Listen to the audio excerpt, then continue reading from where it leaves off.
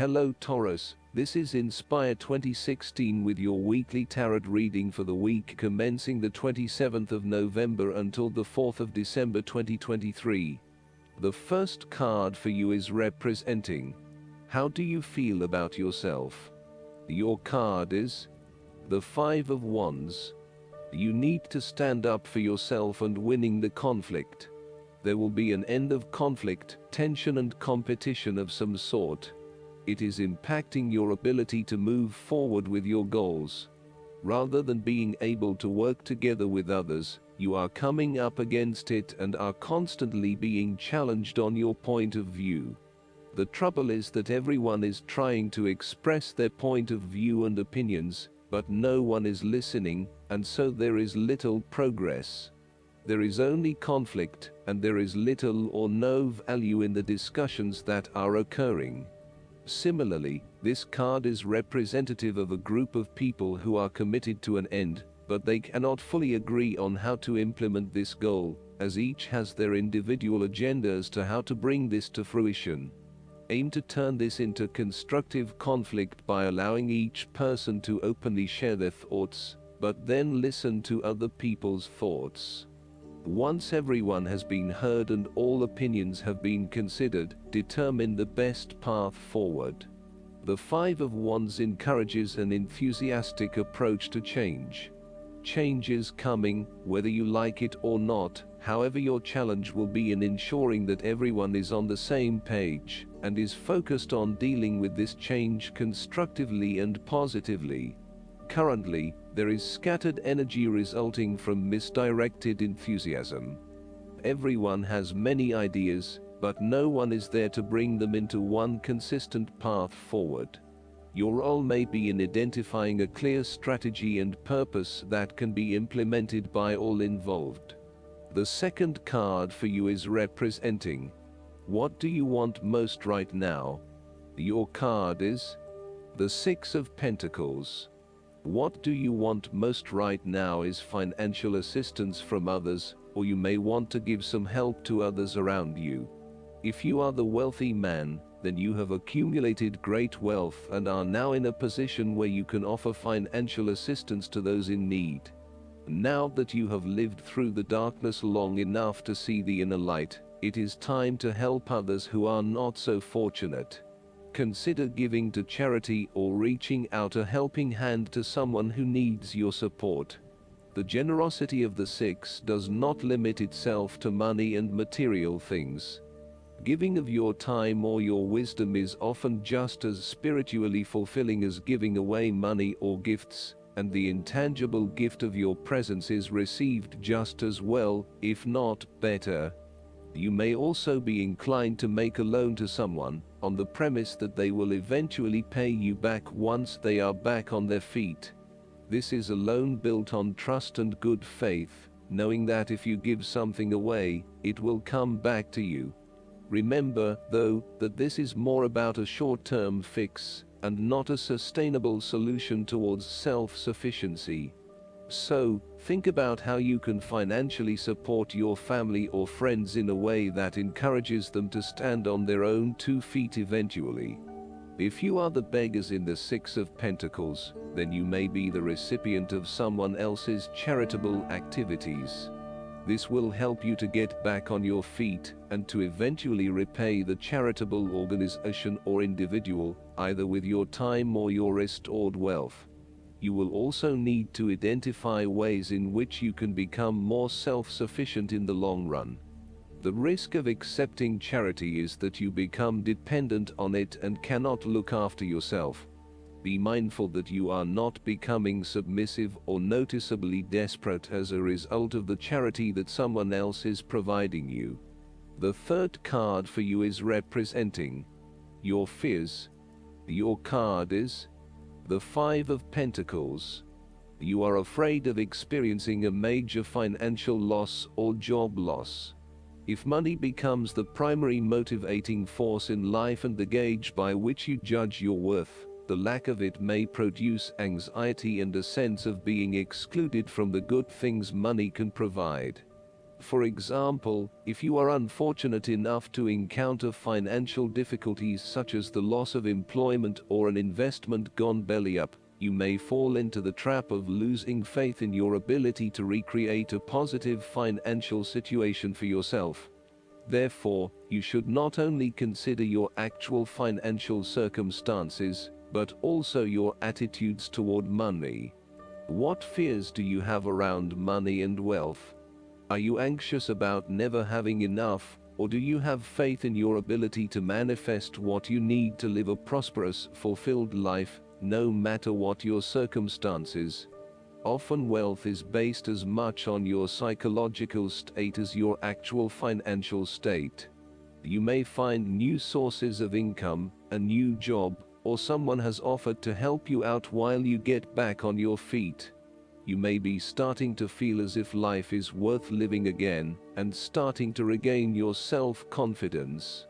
Finally, you can see a way out of your financial difficulties, and your hope is being renewed.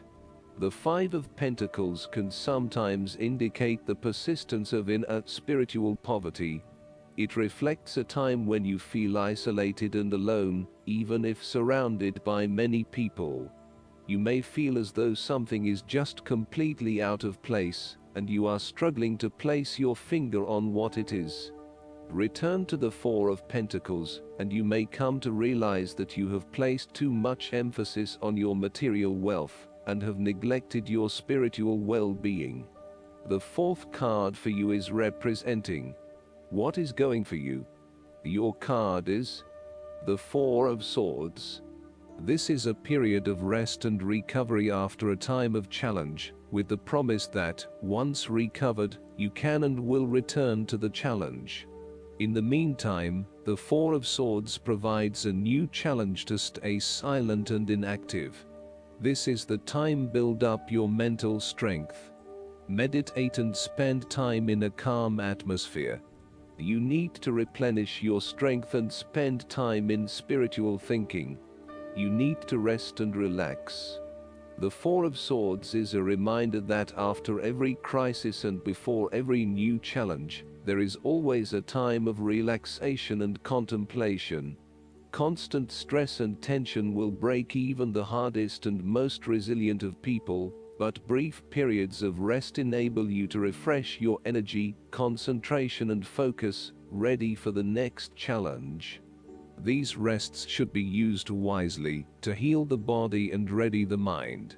The Four of Swords is also a sign that you can stop worrying, put down your defenses and take a breather from the chaos around you. For the moment there is a truce, and you can catch your breath without being attacked again. However, bear in mind that a truce and peace are not the same thing. The Four of Swords is a guarantee that challenges will return to your life as soon as you are ready to face them, so make the most of the stillness and quiet you have earned, but never lose sight of the fact that the battle is not yet over, and that there is still work to be done. This card suggests that now is the time to rest from some difficult times, perhaps the trauma of breakup or departure, relationship or family problems, financial and health worries, stress and conflict. Take a break. This is also not the time to make decisions, particularly when you are at your most vulnerable. In a practical sense, the Four of Swords is an indicator that you need to have some time out from your current circumstances, to reflect and review your progress so far. This is a good time to re-evaluate and reassess your priorities. It is almost like conducting your own post-implementation review following a major milestone or a major challenge. Create some time and space to reflect on what has worked well, what has not worked well and what you need to change for the future. Pausing for reflection after each major challenge will position you well for success in the future. The fifth card for you is representing what is going against you. Your card is the Two of Cups. You are afraid of making commitment and decision of some sort. You may also be struggling to form new partnerships and relationships, due to a lack of trust or unfinished business from the past. You may also be reluctant to open yourself and expose your true feelings, resulting in disconnectedness from those around you or awkwardness. Your behavior has become guarded and constrained. The Two of Cups may indicate a breakup or a lack of harmony within a relationship or partnership. You may not be seeing eye to eye, and there is tension in your relations with each other. Each partner is finding it quite hard to be truly honest with each other, and therefore the flow of communication is broken. There is a lack of mutual respect and understanding. Upright, the Two of Cups is a beautiful card to have because it shows balance and emotional connection. It suggests that you are not on an even playing field, and this is a fundamental issue. It is as if your partner thinks he or she is better than you, or that his or her opinion matters more than yours. Even if a relationship is going great guns, the Two of Cups may be a sign that the relationship is more physical than heartfelt. It may be a fleeting affair rather than something more meaningful. The last card for you is representing the likely outcome that you may have. Your card is the Eight of Cups. It is time to ask yourself what you can do to bring a deeper satisfaction and joy to your life, beyond the obvious pursuit of material satisfaction and/or physical enjoyment. You are seeking deeper meaning to life and focusing in on your personal truth. You want to escape from the rat race and pursue deeper, more spiritual goals at this time. You are willing to let go of your material possessions in favor of something more meaningful. Thus, the Eight of Cups is often reflective of the start of a journey of discovery, particularly on a spiritual level. You are disappointed enough to walk away from everything you have built up so far. It could indicate a disappointment in love or dissatisfaction with material success. It could also indicate that you have overextended yourself to the point of emotional exhaustion. Even though you have already come so far, you feel that you can no longer go on, and your only choice is to walk away from the situation. You feel disappointed with yourself, but you know that this is the right thing to do before you completely burn out. You may also be feeling that you are giving too much and not getting nearly enough in exchange. Last but not least, the guidance card for you is the Mystery.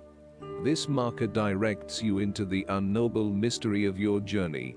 It is the sacred place where all things are created but are not yet formed.